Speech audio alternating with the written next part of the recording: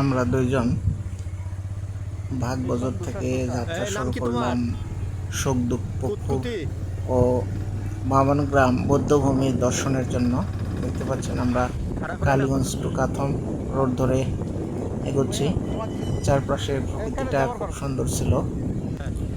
প্রায় সন্ধ্যা এরকম অবস্থা। প্রকৃতির সময় খুব নির্মল ছিল, মৃদু বাতাস ছিল, অনেক সুন্দর রাস্তা। আমি আর মাহবুব মিলে বামন গ্রামের উদ্দেশ্যে রওনা দিলাম। আসলে এখানে বামন গ্রাম, দামগাড়া, মির্জাপুর এই তিনটা ছোট ছোট গ্রাম একসাথে মানে পাশাপাশি অবস্থিত।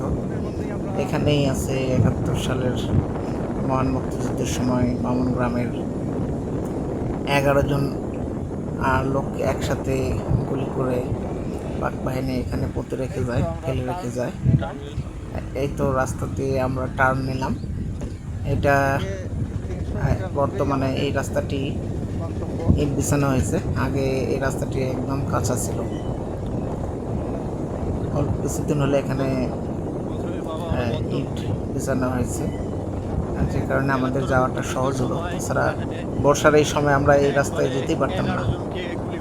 যাই হোক, আমরা দেখতে প্রায় চলে এসেছি। আমাদের সামনেই পড়বে বৌদ্ধভূমি আর শোক পুকুর। এই যে এক হিন্দু কাকার সাথে দেখা পথে আরও কিছু লোক, অনেকেই আসে এখানে আপনার শোকদুপ পুকুর বৌদ্ধভূমি দেখার জন্য। এটা আমাদের এলাকার একটা ছোটোখাটো দর্শনীয় স্থান। সুন্দর এখানকার যাতায়াত ব্যবস্থা।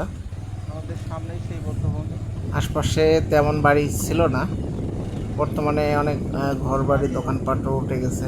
দেখতে পাচ্ছেন আমাদের সামনে এই যে বৌদ্ধভূমি, লাল ইটের যে স্থাপনাটা, সেটাই আসলে বৌদ্ধভূমি। দেখেন কত সুন্দর করে তৈরি করা, রং করা, মাঝখানে কালো একটা দেখেন স্তম্ভ, এটাই আসলে বৌদ্ধভূমি। আমাদের হাতের ডান পাশে একটা বিশাল পুকুর, এই পুকুরটা শোক পুকুর নামে পরিচিত। এই পুকুরকে নিয়ে অনেক পৌরাণিক বা রূপকথা বা মিথ চালু আছে। এই পুকুরে নাকি আগে বিশাল বিশাল মাছ ছিল।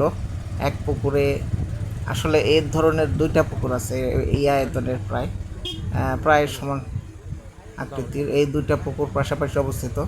এক পুকুরে যদি কেউ মানে কোনো মাছকে কোনো কিছু দিয়ে আঘাত করে, যদি সেটা ধরতে না পারে, অনেক সময় অন্য পুকুরে সেটা মরে ভেসে উঠত। যাই হোক, এখানে শেষ করছি আমাদের আজকে।